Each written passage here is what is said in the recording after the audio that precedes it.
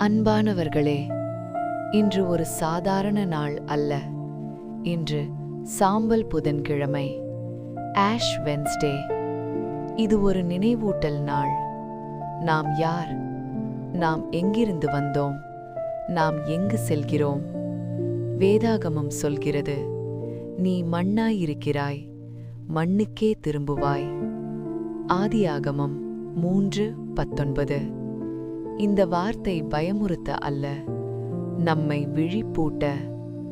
சாம்பல் என்றால் என்ன? சாம்பல் எரிந்த பிறகு மீதமிருக்கும் ஒன்று. அது நம் அகந்தை எரிய வேண்டும் என்பதை குறிக்கிறது. நம் பாவம் அழிக்கப்பட வேண்டும் என்பதை குறிக்கிறது. ஆஷ் வென்ஸ்டே என்பது நம் இதயத்தை ஆய்வு செய்யும் நாள். கடவுள் நம்மிடம் கேட்கிறார், மகனே, மகளே, உன் இதயம் எங்கே இருக்கிறது? வேதாகமம் சொல்கிறது, உங்கள் இதயத்தை கிழியுங்கள், உங்கள் வஸ்திரங்களை அல்ல. யோவேல் 2:13. வெளிமாற்றம் போதாது, உள்மாற்றம் வேண்டும். இந்த லென்ட் காலம் 40 நாட்கள். இது துக்க காலம் அல்ல, இது பரிசுத்தப்படுத்தும் காலம். இந்த 40 நாட்களில் குறைவாக பேசுவோம், அதிகமாக ஜெபிப்போம். குறைவாக குறை சொல்வோம், அதிகமாக அன்பு செய்வோம். இன்று சாம்பல் நம் நெற்றியில் இடப்படும்போது அது ஒரு அடையாளம். நான் மனம் திரும்புகிறேன், நான் புதிய வாழ்க்கை வாழ விரும்புகிறேன், நான் இயேசுவோடு நடக்க விரும்புகிறேன்.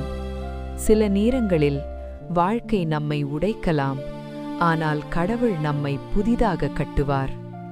சாம்பல், மனம் திரும்புதல், மனம் திரும்புதல், கிருபை, கிருபை, புதிய ஆரம்பம்.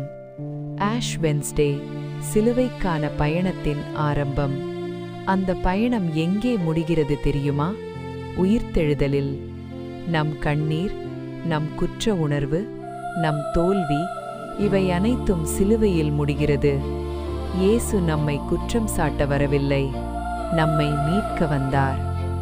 கர்த்தாவே, இந்த லென்ட் காலத்தில் எங்கள் இதயத்தை சுத்தமாக்கும், எங்கள் அகந்தையை எரித்திடும், உம்மோடு நெருக்கமாக நடக்க கிருபை தாரும். இயேசுவின் நாமத்தில் ஜெபிக்கிறோம். ஆமேன்.